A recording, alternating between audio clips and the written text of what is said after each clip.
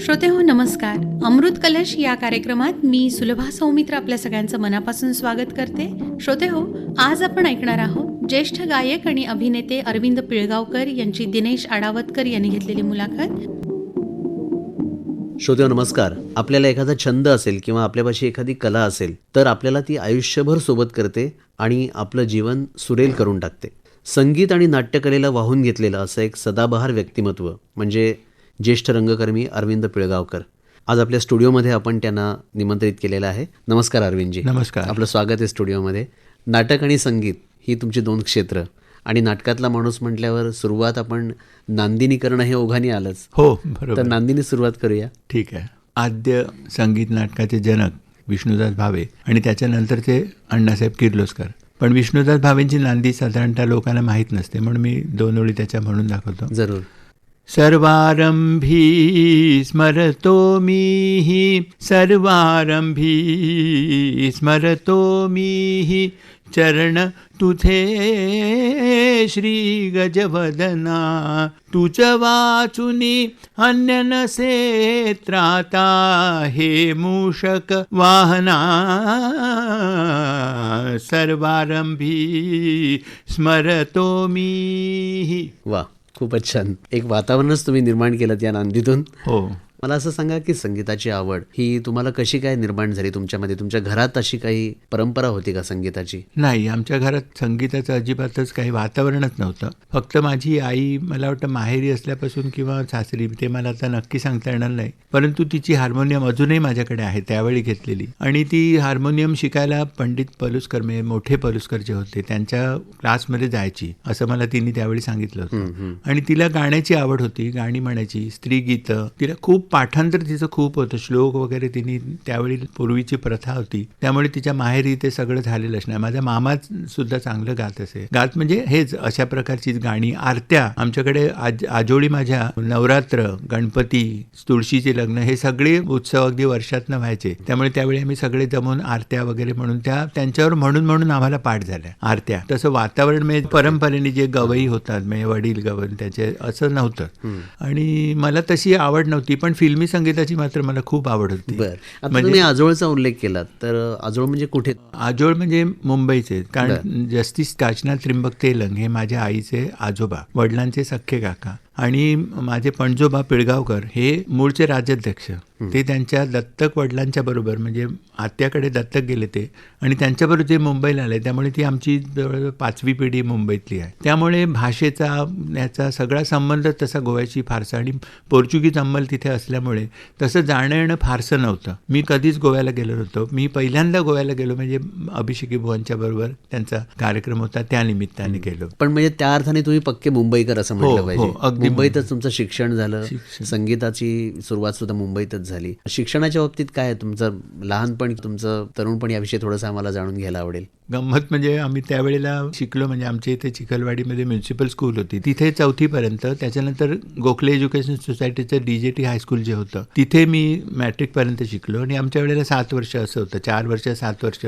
आणि मग Wilson college. आणि विल्सनला गेल्यानंतर माझ्याबरोबर डॉक्टर अशोक रानडे हे माझे त्यावेळचे सहाध्यायी. तर त्यांच्या घरातच गाणं होतं, कारण त्यांची आई गायची, त्यांचे मामा लक्ष्मणराव बोडस वगैरे सगळं गव्यांचंच त्यांचं हे होतं. आणि त्यावेळी विल्सन कॉलेजला ते एक संगीत मंडळ होतं, त्याच्यातर्फे क्लासिकलचे कार्यक्रम देखील होत होते विल्सनला. आता कॉलेजमध्ये असं काही नाहीच आहे, परंतु त्यावेळी होत असत. आणि त्यांनी माझं गाणं, मी तेव्हा फिल्मी संगीत म्हणजे रेकॉर्डभर हुकूम अगदी गात असे. तर त्यानं म्हटलं मला काहीतरी येत असेल. मला त्यांनी विचारलं की तू बरोबर एक्झॅक्टली कसं गातोस, की तू काय शिकलास का गाणं वगैरे? मी म्हटलं नाही, मी काय शिकलो नाही, मला अजिबात त्याची आवड नाही. तर त्यांनी तेव्हा मला असं सहज म्हटलं की तू गाणं शिक. मी त्यांना म्हटलं की तुम्ही शिकवा मला गाणं. तर तो म्हणाला की मला असं एकदम शिकवता येणार नाही, कुठल्या तरी क्लासला जा तू, तर 5-6 महिने तुझा पेशन्स टिकला तर मग पुढे बघूया. आणि मग मी एका पंडित KD जावकर म्हणून होते, कृष्णराव जावकर, हे आनंद मनोहर जोशी म्हणजे गजानन बुवांचे वडील, आणि अशोक रानडे सुद्धा गजानन बुवांच्याकडेच पहिल्यांदा शिकलेले. तर त्यामुळे ग्वाल्हेर घराणं त्यांच्याकडे, आणि आर्य संगीत विद्यालय ते अब्दुल करीम खान साहेब चालवत असत, तिथे मग ते नंतर शिकत असत. त्यामुळे त्यांच्यावर किराण्याचेही संस्कार झाले होते.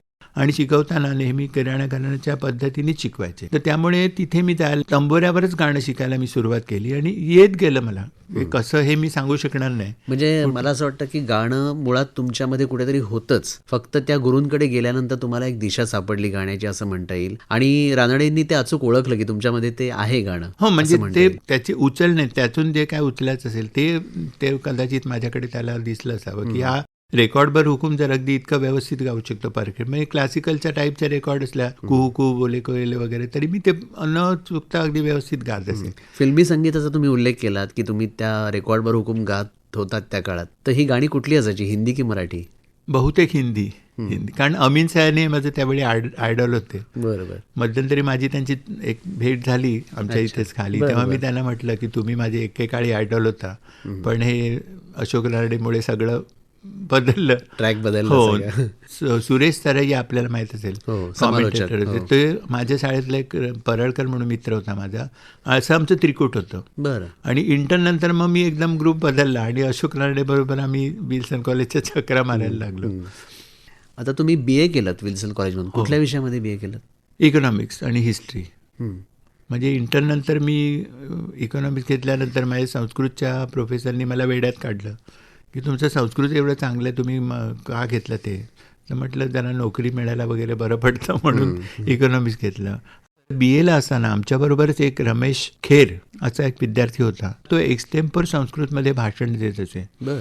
त्यांनी एक मदन दहनम म्हणून संगीतिका लिहिली होती आणि संस्कृत डिपार्टमेंटतर्फे ते प्रसारित झाली. तर त्याच्यात त्यांच्याकडे गाणारे मुलगे नव्हते, त्यामुळे त्यांनी आम्हाला इम्पोर्ट केलं, मी आणि अशोक रानडे. तर मी मदन, जरा दिसायला बरं असल्यामुळे, तो शंकर. आणि मदन दहनम ही संगीतिका 1 तासाची ऑपेरा, एकही गद्यशब्द नाही, अशी आम्ही विल्सन कॉलेजला त्यावेळी केली आणि ती विद्यार्थ्यांनी शांतपणे ऐकून घेतली. पुढे तुम्ही संस्कृत नाटकांमधून पण कामं केलीत. हो. तो कुठेतरी ते बीज तिथे पडलेलं होतं असं म्हणता येईल. नोकरी मिळण्यासाठी म्हणून तुम्ही इकॉनॉमिक्सचा विषय घेतात असं म्हणालात. मग BA झाल्यानंतर कुठे नोकरी वगैरे केलीत का तुम्ही? हो, BA झाल्यानंतर मग नेहमीप्रमाणे की आता काहीतरी उद्योगाचं साधन. म्हणजे गाणं शिकतच होतो मी तेव्हा. मग मला आमच्या ओळखीच्या त्यांनी हायकोर्टात नोकरी मिळवून दिली की कुठे बरे मिळेपर्यंत इथे राहा तू. मी ते डिपार्टमेंटमध्ये, मुंबई हायकोर्टामध्ये. मुंबई हायकोर्टमध्ये. आणि तिथे मी 9-10 वर्ष नोकरी केली, पण काही मन रमेना तिथे. पण त्या काळात तुमचं संगीताचं शिक्षण पण चालू होतं. हो, संगीताचं शिक्षण. आणि मी क्लासिकलच सुरुवातीला गात असे. मी कधीही नाट्यसंगीत आधी म्हटलं नाही. जावकरांच्याकडे शिकत असताना तिथे जयंत सावरकर जे विनोदी अभिनेते म्हणून प्रसिद्ध आहेत, ते तिथे गाणं शिकायला येत असत. तिथे आमची ओळख झाली. कारण त्यांचा झाल्यानंतर माझा क्लास असायचा किंवा माझं झाल्यानंतर त्यांचं असं काहीतरी असायचं. आणि त्यांच्या तिथे लिटल थिएटरच्या वगैरे सगळ्या गप्पा, आम्ही असं केलं तसं केलं. तर त्यामुळे तिथे आमची ओळख झाली. आणि त्यांनी विचारलं की तुम्ही नाटकात काम कराल का? म्हटलं करीन, ठीक आहे. तर म्हणून मी त्याच्याबरोबर लिटल थिएटरमध्ये गेलो, जे आत्ता सुधाकर मरगर नुकत्याच निवड झाल्या. त्यांच्या लिटल थिएटरमध्ये ते मला घेऊन गेलं. आणि तिथे शेपटीचा शाप म्हणून एक सई परांजपेचं नाटक बसत होतं. त्याच्यामध्ये मी भूमिका केली एक छोटीशी. अच्छा. जयंत सावरकर हिरोच होते, म्हणजे राजाचं काम त्यांनी केलं होतं. आणि गमतीदार असं ते विनोदी नाटक होतं. तिथे माझा कुठेतरी पहिला चंचू प्रवेश असा म्हणतो आपण, तसा. म्हणजे हे केवळ हाऊस म्हणून, ह्याच्यात बाकी काही उद्देश नव्हता तसा. आणि तिथून मी जयंत सावरकरांचंच बोट धरून साहित्य संघात गेलो. बरं. 64 साली यशवंतराव होळकर हे नाटक होतं. अशा तऱ्हेने माझा साहित्य संघात प्रवेश झाला. पुढे अभिषेकी बुवांची तुमची ओळख झाली, ती कशी काय झाली? ते गमतीदारच झालं. म्हणजे जेव्हा जावकरांचं हे सुटलं आणि त्याच्यानंतर मग मी विचार करत होता कोणाकडे जावं काय. एकदा एक जाहिरात आली एक पेपरमध्ये की 5.5 फूट उंच, कमीत कमी 5.5 फूट उंच, दिसायला देखणा आणि गाण्याचं ज्ञान असलेला असाही नायकाच्या कामासाठी पाहिजे. बरं. माझ्या डोक्यात एकदम लक्कन वीज चमकली. म्हटलं नायिका नक्की सुहासिनी मुळगावकर असणार. आणि तेव्हा मी हायकोर्टला होतो आणि जयंत सावरकर हार्ट कॅसल वॉर्डला, म्हणजे फोर्टमध्येच आम्ही होतो. आणि मी कधी कधी लंच टाईममध्ये त्याच्याकडे गप्पा मारायला जात असे. तर मी ते जाहिरात घेऊन गेलो. म्हटलं हे बघ, असं असं जाहिरात आली आहे, मी अप्लाय करू का? तुम्हाला नको, तुला ते टेस्टमध्ये उडवतील, काहीतरी होईल, मी बघतो. आणि त्यावेळी त्याचा साधारण थोडाफार वावर होता नाट्यसृष्टीत. थोड्या दिवसांनी तो म्हणाला की अरे ती मीना पेठे म्हणून जी दिल्लीहून NSDला होती, ती माझी मैत्रीणच आहे, तिने प्रोडक्शन काढलेलं आहे आणि तिला हिरोचं पाहिजे, तर अंडरस्टडी म्हणून तू काम कर. म्हटलं ठीक आहे. मग त्यांनी एक दिवस माझं दाखवणं झालं एका क्लासवरती. मीना पेठे आल्या तिथे, माझं गाणं ऐकलं. ऍक्च्युली त्यांनी मला बघितल्याबरोबर त्यांनी खुश झालं, कारण माझी उंची 2-3दा मोजली त्यांनी भिंतीकडे उभं करून. कारण सुहासिनीबाई हो, उंच होत्या, सुहासिनी त्यांना साजेसा हो, नायक आणि पाहिजे. दुसरी हिरोईन माझी ललिता केंकरे. आणि ते वाडीमध्ये मी काम केलं होतं, त्यामुळे तिला चाटत पडली ती, हा माझा हिरो, अरे असं. परंतु ती वॉज व्हेरी एनकरेजिंग. मग त्या नाटकाचं संगीत अभिषेकी बुवांनी केलेलं होतं. हो, त्या नाटकाचं संगीत दिग्दर्शक अभिषेकीने केलं होतं. तेव्हा मग आधी माझी मीनानी गद्याची टेस्ट वगैरे घेतली, सुहासिनी बरोबर थोडासा प्रवेश करून बघितला, आणि मग नंतर म्हणाली अभिषेकींचा तुझं गाणं ऐकायचं आहे. म्हणून मी शांताबाई शेळके, त्यांनी गीतं लिहिली होती त्याची, आणि मीना, असे आम्ही तिघं अभिषेकींच्या घरी केतवाडीमध्ये आम्ही गेलो. तिथे गाणं ऐकलं. मग म्हणाले कोकणी येतं का? पिळगावकर म्हणजे तुम्ही गोव्याचे ना? म्हटलं हो. तेव्हापासून त्यांनी जे माझ्याशी कोकणी बोलायला सुरुवात केली, ते अगदी आवर्जून कोकणी बोलायचे माझ्याशी. आणि मग अभिषेकी बुवांकडे तुमचं संगीताचं शिक्षण पण त्याच्यानंतर तेव्हा त्यांचं लग्न झालेलं नव्हतं, आणि ते तोपर्यंत ते तिथेच होते. आणि लग्न झाल्यानंतर मग शिवाजी पार्कला, मग बाय दॅट टाईम मी नोकरी सोडलीच होती, आणि त्यामुळे मग मी रोजच शिवाजी पार्कला जाऊन सकाळी जायचं, दुपारी थोडं 12-12:30ला जेवण करायचं, तिथे 1 तास विश्रांती, मग 3 ते 6 परत रियाज, आणि मग घरी यायचं. नोकरी सोडली तसं तुम्ही म्हणालात, पण नोकरी सोडायला सुद्धा कुठेतरी अभिषेकी बुवांचं बोलणं किंवा त्यांचा सल्ला कारणीभूत ठरला का? हो, त्यांनी सहज म्हणून म्हटलं, पण मी ते गांभीर्याने घेतलं. आणि मला म्हणाले, काय तुम्ही नोकरी कशाला करता, गाणं शिका, गाणं करा. म्हटलं बरं, ऐकून ठेवलं मी. आणि काही दिवसांनी माझा निश्चय झाला की नोकरी सोडायची. म्हणजे ती जी काय होती ती मला फारसं माझं मन त्याच्यात रमतच नव्हतं. तर एकदा सकाळी गेलो आणि बसलो तिथे. तर म्हणे, अहो तुम्हाला ऑफिसला नाही का जायचं? म्हटलं नाही, मी नोकरी सोडली. काय नोकरी सोडली? काय वेळ लागलं का तुम्हाला? अहो म्हटलं तुम्हीच सांगितलं नोकरी सोड म्हणून. तर म्हणे मी गंमत म्हणून सांगितलं. म्हटलं मी ते सिरियसली घेतलं आणि मी आता सोडले ते. मी काय जाणार नाही, तुम्ही आता मला शिकवायचं. आणि तेव्हापासून आमची जी गट्टी जमली, गुरु शिष्य नात्याच्या पलीकडे थोडंसं काहीतरी असतं, असं एक रिलेशन आमच्यात निर्माण झालं. वासवदत्ता जे नाटक होतं त्याला कसा प्रतिसाद मिळाला? वासवदत्ता नाटक मूळ संस्कृतवरून स्वप्न वासवदत्ता म्हणून वसू भगत यांनी केलेलं होतं, आणि मीना पेठे त्याची दिग्दर्शिका होती, आणि सुहासिनी ललिता केंकरे, त्या म्हणजे वासवदत्ता आणि पद्मावती अशी 2 नायिका होत्या त्याला. तर त्याच्यात नृत्याचा पण भाग होता. ते लच्छू महाराजांनी म्हणजे प्रोडक्शन म्हणून फार छान केलं होतं त्यांनी. परंतु दुर्दैवाने ती अकाली गेल्यामुळे, ते म्हणजे फेब्रुवारीमध्ये ते सुरू झालं 67 साली, आणि ऑगस्टमध्ये मीना गेली.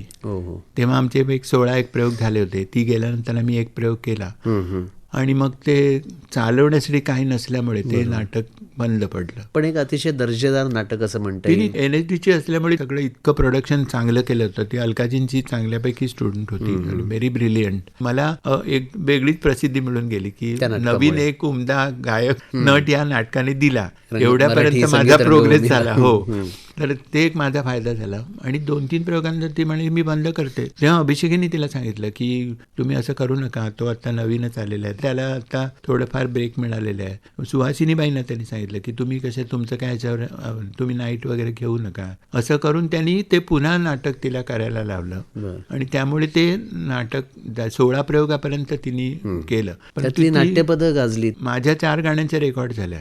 दुर्दैवाने सुहासिनीबाईंच्या त्या नाही होऊ शकल्या. ती गाणी सुद्धा अतिशय सुंदर केलेली होती अभिषेकींनी. एक नृत्याचं गाणं होतं त्याच्यावरती, ते लच्छू महाराज म्हणजे कथ्थकचा जो एक ठुमरीवाजा प्रकार असतो, निरतत ढंग म्हणून त्यांचा, त्याच्यावरती शांताबाईंनी, आणि शांताबाईंची पद्यरचना म्हणजे वाग्देवी तशी त्यांची अतिशय प्रतिशब्द हे तो शब्द असं खरंय. आणि ते माझ्या समोर झालं, त्यावेळेला मी साक्षीत. त्यामुळे मी खूप भाग्यवान समजतो की असे संगीत दिग्दर्शक आणि कवी हे 2 समोरासमोर बसून त्यांची जी काय देवाणघेवाण झाली ही अगदी मी त्याला साक्षीदार आहे. त्या निर्मितीचे तुम्ही साक्षीदार होतात. त्यातलं ते जे गाजलेलं पद आहे तुमचं, तुझा गे नितनूतन सहवास, त्याची थोडी झलक दाखवा ना. त्याची एक गंमत सांगतो तुम्हाला. म्हणजे खरं तर सुरुवातीला मला पद नव्हतं. पहिलं पद सुहासिनीचं होतं. तर मीना मला वाटलं हा नवीन आहे, ते ती एक पात्रीमुळे ती गाजलेली, तिने पद चांगलं म्हटलं नाही, हा घाबरेल, म्हणून त्यांनी सांगितलं अभिषेकाने ह्याला पहिली पद घालायला. तर मी म्हटलं मी काय घाबरणार वगैरे नाही, मला जे काय बसवलं ते मी म्हणीन. नको पहिलं, आणि त्यामुळे हे पद आलं. बरं. नाही तर हे मुळात पद नव्हतं. तुझा गे नितनू तुझा. आणि जसं रामदास बुवांचं देवाघरचे ज्ञात कुणाला हे पूर्वसुरीला स्मरून त्यांनी जसं केलं की नाथा माझा ह्या गाण्यावरून त्यांनी ते अर्थात त्याच्यात त्यांचा अभिषेकींचा जो फ्लेवर होता तो त्यांनी बरोबर आणला त्याच्यामध्ये. त्यामुळे ते नाथा माझ्यापासून खूपच वेगळं झालं. तसंच ते म्हणाले की आपण यमन करूया, म्हणजे गाणं म्हटलंच की गायकाला ते बरं पडतं. मला उभं करण्यात त्यांचा खूप मोठा वाटा आहे. तर असं त्यांनी चाल केली आणि म्हणाले धावता यमन. हा धावता म्हणजे धादीन दिंदा धादीन दिंदा धातीन दिंदा त्रकदिन असा ह्याला धावता यमन त्यांनी म्हटलं. हा शब्द मी अगदी लक्षात ठेवला. तर असं ते पद आलं आणि 2 कडवी होती, परंतु दोन्ही मधला भाव एकच होता. त्यामुळे नाहीतर साधारणतः अभिषेकींचं दुसरं कडवं जे असतं ते वेगळा त्याच्यातला जो भाव असतो ते प्रकट करण्याकरता ते थोडीशी चाल बदलतात. पण ह्याच्यात दुसऱ्या कडव्यामध्ये त्यांनी यमनच ठेवलेलं आहे, परंतु तुम्ही जे ते कडवा ऐकलं तर तुम्हाला वाटणार नाही की हा यमन आहे. इतकं त्यांनी यमनचं रूप बदलून टाकलं. असं अतिशय सुंदर पद मी 2 वेळी म्हणतो.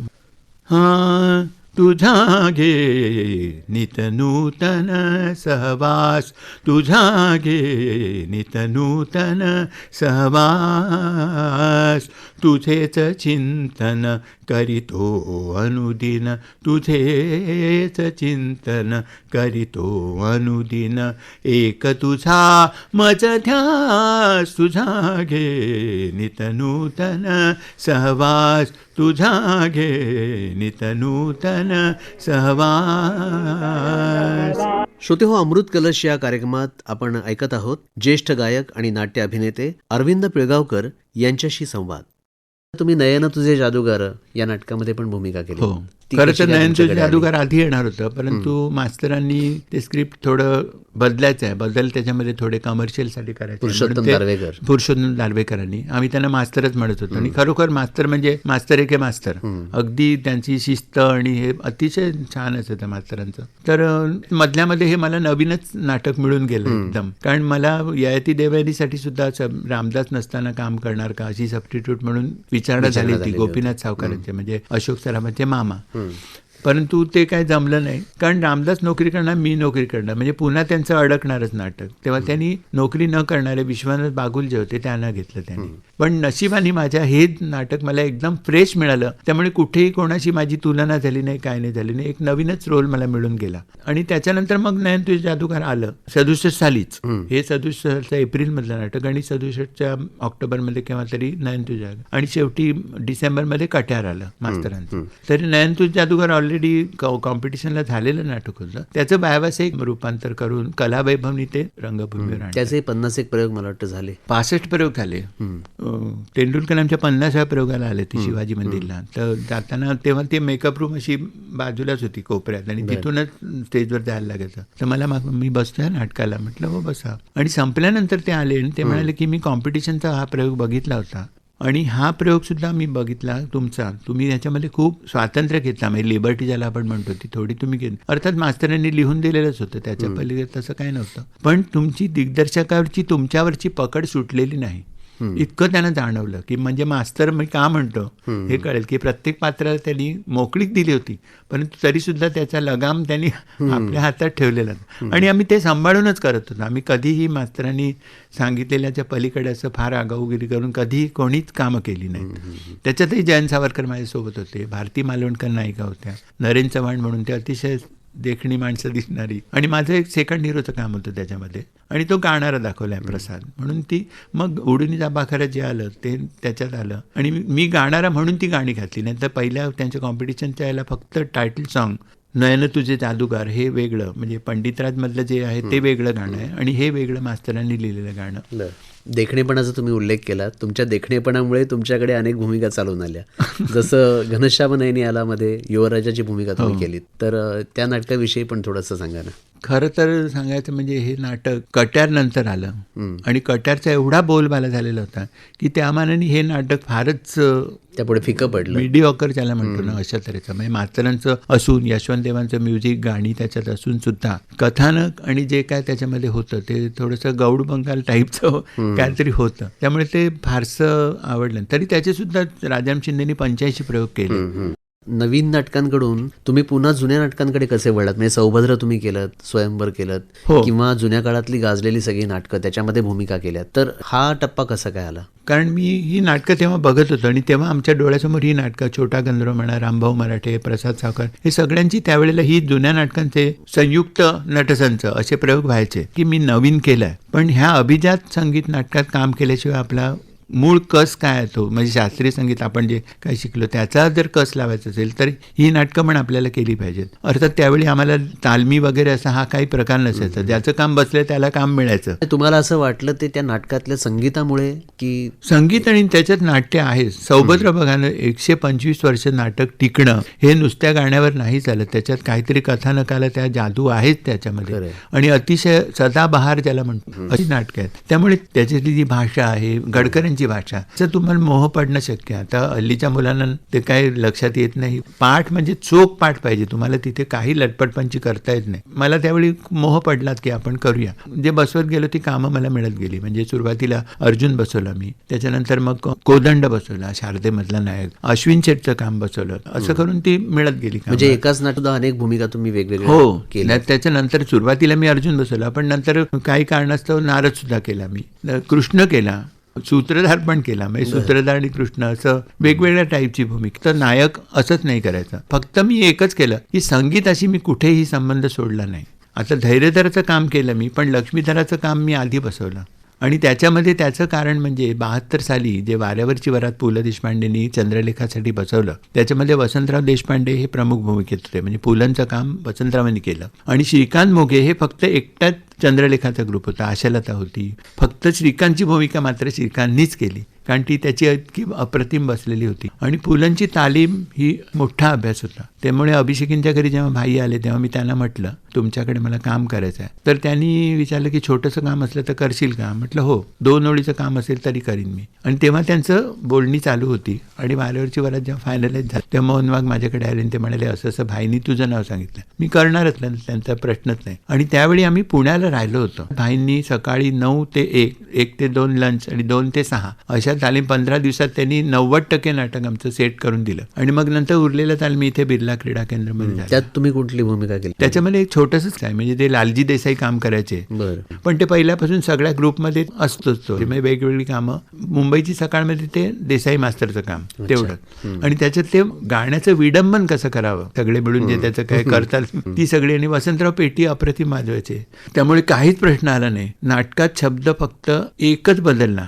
म्हणजे त्यात गावची सभा असते, त्याचं ते हे देशपांडे हे साहित्यिक आहेत असं पुलंच्या वेळेला असायचं. हे देशपांडे हे गायक आहेत, झालं, एकच शब्द बदलला, बाकी काही नाही. हो, तसंच पुलंनी 4 तासाचं तर इतकं छान बसून दिलं. आणि खूप आम्ही त्याचे बरेच जवळजवळ 105 एक प्रयोग केले त्या नाटकाचे. पुलंच्या नाटकात काम करायला मिळालं नाटकात आणि त्यांच्या दिग्दर्शनाखाली हा फार मोठा अनुभव होता मला. आणि इथूनच कुठेतरी माझ्या लक्ष्मीधराच्या कामाची, म्हणजे त्याच्यातलं गाणं, मी म्हटलं मी गाणी म्हणणार, मला कोणी देऊ नका काम, बिलादरचं मी काम करणार नाही असं मी फ्लॅटली रिफ्यूज केलं. बिलादरला गाणी आहेत आणि लक्ष्मीधरालाही गाणी आहेत, पण दाजी वगैरे काम करायचे आमचे. फक्त शिलेदारांचं काम लक्ष्मीधर पाहून मला ती स्फूर्ती की आपण हे काम करावं. आणि म्हणून मग मी ते काम बसवलं. त्याच्यामध्ये मग गाण्याचे गिमिक्स कसे करावेत, त्यातून कुठेतरी माझं गाणं वेगळं, म्हणजे त्याच्यात गिमिक्स आणून ते थोडंसं विनोदी गाणं केलं. म्हणजे लक्ष्मीधराचं जे कॅरेक्टर आहे त्याला जसं चांगलं दिसेल, म्हणजे धैर्यधराच्या गाण्यात आणि लक्ष्मीधराच्या गाण्यात हा फरक दिसला पाहिजे. बरोबर. जसं त्या कॅरेक्टरमध्ये जसा फरक आहे तसा गाण्यातही फरक दिसला पाहिजे. मला जयंत सावरकर तेव्हा म्हणाले, म्हणजे तू चांगलं छान मालकंस गा. खरं ते म्हणजे बघणं हे एक वेगळा प्रकार आहे, कारण त्याच्यात ते स्वर लांबवणं वगैरे तो अगदी वाट बघून बघून कंटाळलेला आहे. धैर्यधर आणि बिलादर ते बाजूला बोलत उभे राहिलेत आणि हा एकटाच आपलं मनोगत व्यक्त करताय की कशाला धरित्री आले ह्या सृष्टीत, आम्ही लोळत झोपी गेलेलं जागा स्टेजवरतीच लोळायला, स्टेजवरती आरामशीर तंगड्या पसरून वगैरे बसतात. त्याच्यात मालकंस हा राग तुम्हाला माहिती आहे, गंभीर, शांत आणि असं त्याचं टेम्परामेंटच वेगळं. त्या ह्याच्यातून विनोद कसा निर्माण करावा हे विचारताना मला एक अशी कल्पना सुचली की आपण साधारण कंटाळलेलं असलं की जांभई देतो ना, पण ती जांभई मी मालकंसमध्ये देतो. क्या बात आहे. म्हणजे नुसती जांभई नाही द्यायची, ते मालकंसच्या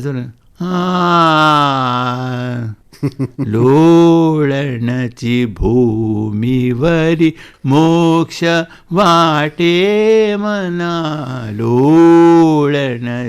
लोळणची भूमीवरी मोक्ष वाटे मना, लोळणची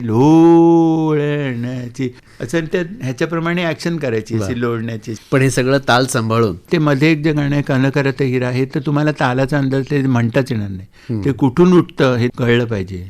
आता एकीकडे तुमचं शास्त्रीय संगीताचं शिक्षण सुद्धा चालू होतं, ही नाटकं जेव्हा चालू होती, पण अभिषेकी बुवांची तालीम कधीपर्यंत चालली आणि नंतर मग पुढे तुम्ही अग्निबुवांकडे गेलात, ते कसं काय? म्हणजे मी 67 साली अभिषेकींच्या बरोबर आलो आणि 74 पर्यंत ते लोणावळ्याला जाईपर्यंत मी सतत त्यांच्याबरोबर, तर दौरे असले तर नाहीतर त्यांच्याकडे रोज मी शास्त्रीय संगीताचा, नाट्यसंगीतच नाही, किंवा अभिषेकी बुवांनी आता उद्या कार्यक्रम आहे तर काय गायचं याचा रियाज केलेला मला कधीच आठवत नाही. त्यांचा भरपूर रियाज मी याच्या आधीपासूनच झालेला असणार आणि त्यामुळे ते बसले की कधी कधी टेम्परामेंटल आर्टिस्ट ज्याला आपण म्हणतो, स्पॉन्टेनियस, तिथल्या तिथे ते काय करतील, उत्स्फूर्तपणा, अतिशय अतिशय. शोभाताईंच्या गाण्यामध्ये मी ऐकलं, ठुमरीमध्ये सुद्धा काय काय जागा म्हणजे तिथे नाहीच कोणी पोहोचू शकत, असे एक काहीतरी करून द्यायचे ते. म्हणजे नॉर्मल गाणं चालू असताना बढत त्याची होता अशा लोकांचं गाणं ऐकून मग आपल्याला एक चालना मिळते ना आपल्या विचारांना. थोडंफार जे काय करू शकलो ते याच्यामुळेच करू शकलो असं मला तरी वाटतं. मग अग्निबुवांकडे तुम्ही कसे गेले? 74 साली मग बुवा लोणावळ्याला गेले. मग तिथे जाणं मला थोडंसं अवघड वाटायला. अवघड म्हणजे त्यांना पण नंतर तिथे खरं लक्षात आलं की आपला कॉन्टॅक्ट सुटतोय. म्हणजे मुंबईत होते तोपर्यंत गेले, मग नंतर ते पुण्यालाच गेले. तर तिथे मी त्यांना विचारलं की म्हटलं अग्निबुवा मला विचार, मी म्हटलं त्यांच्याकडे जाऊ का गाणं शिकायला? तर म्हणाले हो जा, त्यांच्याकडे खूप चांगल्या चांगल्या गोष्टी आहेत, त्या तुम्ही शिका आणि मग मला येऊन शिकवा. असे गुरु मला वाटत नाही आता कोणीही मिळतील, इतके प्रांजलपणे सांगणारे. संगीत शिकण्याचा जो ध्यास होता ना तो कुठून कोणाकडून कसं मिळेल ह्याचं काहीच नाही. म्हणजे बालादपी सुभाषितम ग्राह्यम असं म्हणतो आपण, तसं की हा आपला शिष्य आहे पण ह्याच्याकडून सुद्धा ते समजून घ्यायला त्यांना काही नाही. म्हणजे संगीतासाठी त्यांनी अतिशय कष्ट केले. त्याच्या आधी तर केलेच त्यांनी खूप, पण त्याच्यानंतर सुद्धा मी त्यांचा जो काही प्रवास बघितला तो 24 तास संगीतच डोक्यात. त्यामुळे ते जे काय निर्मिती जी झाली इतकी मोठी ती अलौकिक. अग्निबुवांकडे तुम्ही प्रदीर्घ काळ, 12 वर्ष जवळजवळ 12 वर्ष मी त्यांच्याकडे शिकलो. त्यांच्याकडे बरेच अनवट राग वगैरे सुद्धा होते, ते मी शिकत, कारण काय तर राग न ऐकलेले असे होते, पण ते शिकवायचे आणि त्यामुळे कळायचं. एक वर्षभर राग शिकून झाले की दुसऱ्या वर्षी सुरू होताना जानेवारीमध्ये सबंध त्याची परत उजळणी करायची. त्यामुळे ते अस्थायी अंतरे इतके डोक्यात फिट बसल्यांना. मग त्या काळात तुम्ही शास्त्रीय संगीताचे कार्यक्रम पण करत होता? हो, कार्यक्रम म्हणजे तुम्हाला चेंबूरची जी अलादिया खान त्यांचा जो महोत्सव आहे तिथे गायलो मी, बऱ्याच ठिकाणी गायलो मी शास्त्रीय संगीत पण. हो, पण साधारण काय व्हायचं, आमचं एक नाट्यसंगीतवाले, नाटकवाले म्हणून एक शिक्का बसलेला असल्यामुळे साधारणचे प्रोग्राम असले की तिथे एक थोडंसं पहिला अर्धा पाऊण तास क्लासिकल आणि मग पुढे आम्हाला ते गाय. पण काय काय ठिकाणी आवर्जून आम्हाला शास्त्रीय संगीत गा तुम्ही म्हणून. त्यामुळे कर्नाटक संघामध्ये म्हणा, मी तिथे असे बरेच मी गायलो. अभिषेकी बुवांचा पुन्हा संबंध जो आला तो धाडीला निमित्ताने. मी लोणावळ्याला असतानाच ते आले. 76 साली धाडीला नाम आलं. 64 साली जे साहित्य संघात काम केलं आणि त्याच्यानंतर 67 सालपासून माझ्या संघाशी संबंध सुटला जवळजवळ, कारण तेव्हा तसं काही नाटक त्यांच्याकडे नव्हतं. आणि 75 साली जेव्हा मृच्छकटिकचा दौरा त्यांचा ठरला तेव्हा आकाशवाणीवर जे अरविंद चाफळकर म्हणून होते गवई, ते त्यांच्याकडे शर्विलकाचं काम करत होते. ते त्यांना नुकतीच नोकरी लागलेली असल्यामुळे त्यांना ते दौरा जमत नव्हता, म्हणून त्यांनी मला सबस्टिट्यूट म्हणून घेतलं. आणि नंतर मग मी कायम कामच करायला लागलो तिथे. शर्विलकही केला स्वयंवरमधला, तेव्हा भीष्मकही केला आणि नंतर मग मी साहित्य संघात आलं.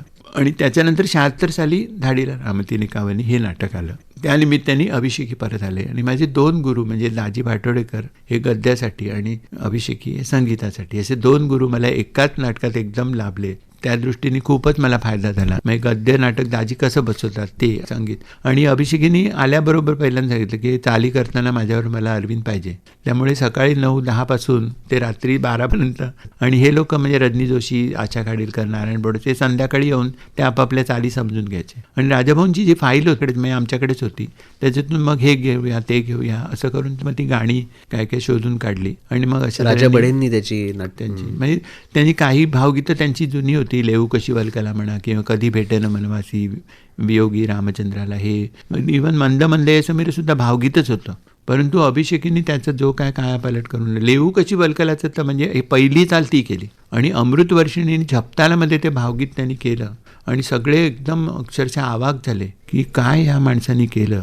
चिजा देऊन जसं करायला लागतात, कारण संस्कृत प्रचुर नाटक होतं, मुळात संस्कृतवरूनच केलेलं असल्यामुळे त्याचं थोडीशी तरी अभिजात संगीतावरती आधारलेली चाली असायला हव्यात. आणि राजाभाऊंनी नांदी सुद्धा अतिम सरस्वतीची नांदीशी अप्रतिम त्यांनी, कारण ते सुद्धा तसे सिद्धहस्त कवीच होते, त्यामुळे त्यांनी सगळं नाटकाचं वर्णन इतकं सुंदर आणलेलं आहे. सरस्वती आणि तिचं वंदना करताना काय काय त्या नाटकामध्ये आहे. भावरम्य अभिनयता दर्शविता अभिनवता सुखवितरो नाट्यकृती, आणि त्याच्या आधी भासरचित नाट्यचरित इक्ष्वाकू कुलविकास, या प्रतिमा अप्रतिमा हे सगळं बघा त्यांनी आणलं त्याच्यात. म्हणजे इक्ष्वाकू कुल प्रतिमा नाटकाचं नाव आणि भासरचित नाट्य इतकं सुंदर त्यांनी ते आणलं त्याच्यामध्ये, आणि चाल पण अभिषेकींनी अप्रतिम केली. त्या संगीत निर्मितीमध्ये तुमचा हातभार पण लागलेला आहे त्या नाटकामध्ये, तो किस्सा जरा सांगा ना आम्हाला. हो, काय असतं, एका प्रतिभान माणसाच्या बाजूला आपण असलो ना, तो तुम्ही सार्थ केला ते करताना. ते कधी पेटणं जेव्हा होतं ते मूळ त्याचं भावगीतच होतं ते, आणि ते केरव्यामध्ये होतं.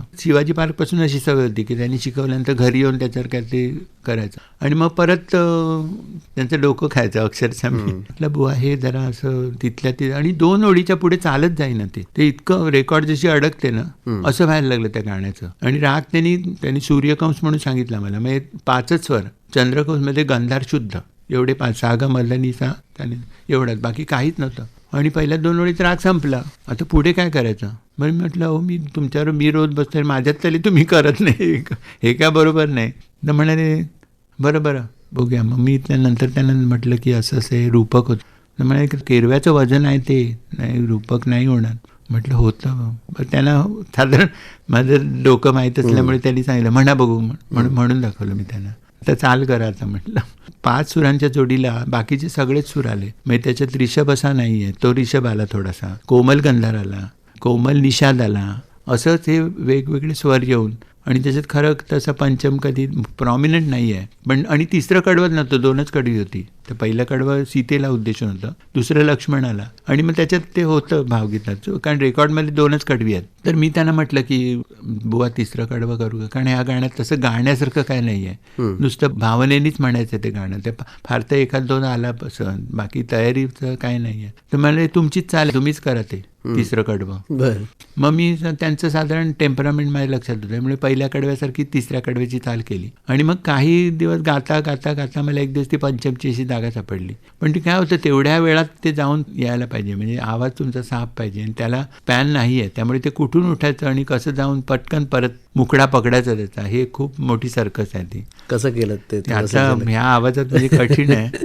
मला असं वाटतं की या नाटकाने तुम्हाला एक वेगळी ओळख सुद्धा मिळवून दिली, किंबहुना रंगभूमीवरचा भरत म्हणजे अरविंद पिळगावकर. हो, निश्चित. मी म्हटलं ना, म्हणून त्यामुळे त्या दोघांनी मला इतकं पक्क करून टाकली माझी भूमिका. आणि खरं गोडसेंनी मला एक पत्र खूप छान दिलंय की कॉम्प्लिमेंटरी आहे ते. तर त्याच्यात त्यांनी म्हटलं की तो भरत जो होता तो माझ्या कल्पनेत जो तुम्ही अगदी प्रत्यक्षात उतरवला, ते त्याबद्दल तुमचं खूप अभिनंदन करण्यासारखं आहे. पण हे केवळ दाजी आणि ह्यांच्यामुळेच झालं, हे मी अगदी निश्चित सांगतो. नाही तर त्याच्या आधी मी कामं करत होतो, नाही असं म्हणत नाही. पण ह्याच्यात जे रामाला आणि सीतेला 4ही अंक काम होतं, पण तसं त्याच्यात भावनेचे जे काय चढ उतार म्हणतो ना तसे नव्हते. ह्याच्यात आधी तो येणं अतिशय प्रसन्न असं, नंतर काही बरोबर भेट झाल्यानंतर त्याच्या रागाचा विस्फोट होणं ते एक गोष्ट, नंतर आश्रमात गेल्यानंतर एकदम त्या रामाच्या पायावरती डोकं ठेवून त्याचे अश्रूंचा एकदम जो काय पूर, ते सगळं इतकं वेगवेगळे त्याची भावना होत्या त्याच्यामध्ये, आंदोलनं त्याची ती फार चांगल्या तऱ्हेने करण्यासारखी होती, आणि ती मी बऱ्यापैकी केली असं मला तरी वाटतं. शास्त्रीय संगीतातले गायक असून सुद्धा तुम्ही संगीतातला कुठलाही प्रकार वर्ज्य मानला नाहीत. म्हणजे तुम्ही तमाशाचं एक रूप पण सादर केलं, त्याचप्रमाणे INT साठी तुम्ही काही प्रयोग केलेत. तर त्याविषयी थोडंसं जाणून घ्यायला आवडेल आम्हाला. मला लोककलेची पण आवड होती. आपण तमाशा म्हणतो, लोकनाट्य म्हणा तुम्ही त्याला, किंवा जे फोक ज्याला आपण म्हणतो ना, आता कारण त्यावेळी किर्लोस्करांनी सुद्धा नाटकात लावण्या वापरल्या, त्या अर्थी ते नक्कीच तमाशा बघायला जात असावेत. म्हणजे त्यावेळी त्यांचा कुठे कमीपणा असं वाटला नाही की लावणी मी नाटकात माझ्या कशी वापरू, पण त्यांनी लावणीचं जे स्वरूप वापरलं ते कुलीन स्त्रीला शोभेल असं, ते लावणीचं उत्तान शृंगार त्यांनी काढून त्याच्यामध्ये सुभद्रेची व्यथा मांडली, बरोबर, की वध जाऊ कुणाला शरण, असं त्यांनी केलं लावणीचं. ती मूळ जी जी लावणी आहे ती अशी उत्तान नसली तरी सुद्धा शृंगारपूर्ण आहे ती. त्याच्याऐवजी ते असं त्यांनी वापरलं. हे जे काय त्यांचं कौशल्य होतं त्या प्रकाराबद्दल पण मला खूप ओढ होती. त्यामुळे मी तसे तमाशामध्येही काम केलं. विठो रखमाई म्हणून रत्नाकर मतकरींचे अतिशय धनगरी बाजाचं नाटक होतं, सुमरान ज्याला म्हणतो. ते विठ्ठल उमा पण होते आणि ते धनगराच्या म्होरक्याचं काम करायचे. आणि त्याच्यामध्ये विठ्ठल उदय टिकेकर आणि पद्मिनी त्याची राणी जी असते ती रीमा लागू म्हणजे नयन भडभडे यांनी काम केली होती त्याच्यामध्ये. आणि त्याच्यात एक दुसरं काम माळीरायाचं होतं. म्हणजे हे माळीरायाचं एक काम, तो विठ्ठलाचा परमभक्त असं, आणि दुसरं मांत्रिकाचं एक काम होतं. तो एकदम म्हणजे जरीमरीच्या टाईपचं त्याचं वेशभूषा, आणि तो तिथे त्या तुळशीला मारायसाठी म्हणजे मंत्रबिंत्र तंत्र आणि जादूटोणा असल्या भयानक असे 2 वेगळ्या प्रकारची कामं मी त्याच्यात एकाच नाटकातून केली. आणि दशावताराचं पण काही तुम्ही काम केलं? तुलसी बेहरे आता ते पण गेले. तुलसी बेहरेने त्यावेळी दशावतारावरती संशोधन करून डॉक्टरेट केली त्याच्यामध्ये. आणि अशोकजी परांजपे जेव्हा तिथे संचालक म्हणून होते IIT मध्ये, त्या काळात हे झालेलं आहे. ते म्हणजे खंडेरायाचं लगीन, जांभूळ आख्यान वगैरे ती झाली. त्याच वेळेला हे दशावतारी राजा पण केलं होतं. आणि त्यांनी आम्हाला बोलवलं आणि सांगितलं की आम्ही असे लिमिटेड 15 प्रयोग करणार आहोत आणि आम्ही तुम्हाला फार मानधन देऊ शकणार नाही, परंतु एक वेगळा प्रकार करण्याची संधी मिळते म्हणून मी ते लगेचच हो म्हटलं. आणि त्या दशावतारात मी नारदाचं काम केलं. मराठी नाट्यसंगीताची जी एक समृद्ध परंपरा आहे ही नवीन पिढीपर्यंत पोहोचवण्यासाठी तुम्ही एक कार्यक्रम करता. हो. त्या कार्यक्रमाचं स्वरूप कसं आहे? खरं म्हटलं तर फार अभ्यास असा केला नाही, परंतु हे नवीन काहीतरी शिकता एक गोष्टी माझ्या लक्षात येत गेल्या. त्यात मी म्हटलं जुन्या नाटकापासून असं खूप शिकण्यासारखं आहे. तर मुळात विष्णुदास भावेंनी केलं म्हणजे कसं केलं तर ते माऊल्यांचा नाच वगैरे सगळं ते वेगळं करत असत. आणि जेव्हा त्यांनी संगीत नाटक केलं तेव्हा कीर्तनकारी पद्धतच होती की बाजूला त्यांनी उभं राहून संगीत म्हणायचं आणि नट नुसता अभिनय करत असत. किर्लोस्करांनी त्याच्यामध्ये बदल केला. ज्यांची गाणी स्वतःची म्हणायची आणि गद्यसुद्धा गद्य भागाचा नटांनीच म्हणायचा, ही क्रांती अण्णासाहेब किर्लोस्करांनी केली. त्यामुळे आजचं जे नाटक आपण संगीत बघतो त्याचं आद्यजनक विष्णुदास भावेंच्या नंतर किर्लोस्करच समजले पाहिजे. आणि किर्लोस्कर आणि देवलांच्या नंतर ही परंपरा संपली. संगीताचं जे वैविध्य होतं, आपण म्हणतो महाराष्ट्रामध्ये वेगवेगळ्या प्रकारचं संगीत आहे, ही सगळी श्रीमंती त्या नाटकात त्यांनी ओतली अक्षरशः. स्वतः नाटककार, दिग्दर्शक, लेखक आणि कवी हे सगळं 4ही एकत्र असल्यामुळे आता कुठली चाल वापरायची, कुठली कशी वापरायची, काय करायचं हे लिहिता त्यांना ते संबंध येत असे. त्यामुळे ती गाणी तुम्ही त्याच्यातून वेगळी काढू शकत नाही. म्हणून नाट्य गान कला निपुण, नाट्य गाणं निपुण कला, त्याच्यात नाट्यही आहे. साधारणतः कार्यक्रम असला नाट्यसंगीताचा की ह्या चाली अशा आहेत किंवा काय, म्हणजे अभिषेकींचाच आहे मत्स्यगंधा ते महानंदा किंवा वसंतराव जे करत शाकुंतल ते कट्यार, पण त्याच्यामध्ये त्या म्हणजे चाकी दिंडगी ही वृत्त सुद्धा ते म्हणून दाखवत असत. परंतु त्या नुसत्या चालीच असं बसल्याच व्हायचं. ते मी काय करतो त्याच्यामध्ये त्याला मी अभिनयाची जोड दिली. तर ते म्हणताना त्याच्या आधीचं जे काय गद्य आणि संगीत याचा मिलाफ रंगभूमीवर कसा झाला पाहिजे आणि गद्यातूनच कुठेतरी ते सट्टन नाट्य संगीत आलं पाहिजे, ते वेगळं पडता कामा नये. नाहीतर आता संपलं, वाक्य संपली, आता गाणं म्हणा असं न होता त्या गद्याचाच भाग म्हणून जर ते संगीत आलं तर ते जास्ती परिणामकारक आणि कन्व्हिन्सिंग होऊ शकेल की बाबा हा आता बोलत होता ना मग आता गातो का. तर ते गाणं आता आल्यानंतर ते कन्व्हिन्सिंग कसं करायचं हे गायक नटावरती खूप मोठी जबाबदारी असते. खरं. आणि नांदी का म्हणतो तर ही संस्कृत नाटकापासून परंपरा आलेली आहे.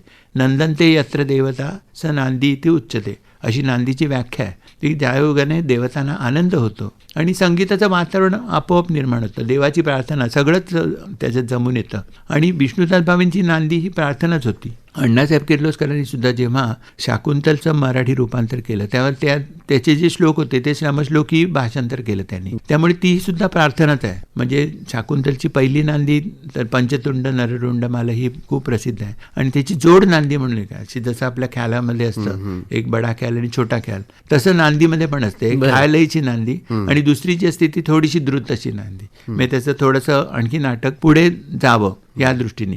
तर त्याच्यामध्ये सुद्धा पंचमहाभूतांचं वर्णन केलेलं आहे त्या दुसऱ्या नांदीमध्ये. पण सौभद्र लिहिताना मात्र ते स्वतंत्र असल्यामुळे त्यांनी पहिली नांदी बरोबर लिहिली, नमुनी ईश चरणा करीन मग गजाननाच्या पादस्मरणा. आणि किर्लोस्करांनी काय केलं, शंकराला त्या नटेश्वराला त्या नांदीत आणलं, गणपतीला सुद्धा त्यांनी त्याच्यात स्थान दिलं आपल्या नांदीत. आणि त्याच्यातली जोड नांदी आहे त्याच्यामध्ये कथानकाचं सूतोवाच्य केलेलं आहे त्यांनी की पार्वतीने ज्याप्रमाणे तप करून शंकर हा पती मिळवला तसं सुभद्रेने त्रागा करून अर्जुन हा पती मिळवला हे त्याच्यामध्ये. आणि नटीसूत्रच्या प्रवेशामध्ये सुद्धा ते सूचित केलं जातं हे कोण आहे, कथानक काय आहे त्याचा खूप चांगला उपयोग होतो. त्याच्यानंतर पदामध्ये फरक कसा झाला, म्हणजे आता सुकांत चंद्रना राधाधर आणि नाही झाले षण्मास मला राज्य सोडणे, तिन्हीचा राग एक आहे, पण त्यांचे रस वेगळे आहेत बघा. म्हणजे सुकांत हे शृंगार रसाचं, राधाधर हे भक्ती रसाचं आणि नाही झाले षण्मास हे वीर रसाचं गाणं आहे. तर ते कसं करता येईल, तर ते तुम्ही अभिनय केल्याशिवाय तुम्हाला त्या पदावरून नाही करणार, पण त्याच्यातून त्याचं विश्लेषण करत करत करत करत भक्तिरस कसा त्या रागातून निर्माण करता येतो. या माध्यमातून ही परंपरा, ही समृद्ध गाण्याची संस्कृती ही तरुण पिढीपर्यंत पोहोचण्याचा तुमचा प्रयत्न आहे. काही राहून गेलं अजून करायचं किंवा करायची इच्छा आहे असं या टप्प्यावर काही वाटतं का तुम्हाला? नाही, राहून गेलं असं आता काय म्हणणार नाही, कारण ते मी जे काय केलं त्याच्याबद्दल मला समाधान आहे. आणि अजून जोपर्यंत कोणी शिकण्याची इच्छा व्यक्त करून जे, तर याच्याकडे शिकण्यासाठी म्हणून तशी तरुण मुलं गांभीर्याने बघत नाहीत. फक्त याच क्षेत्रावरती अवलंबून राहणं हे आता शक्य नाही.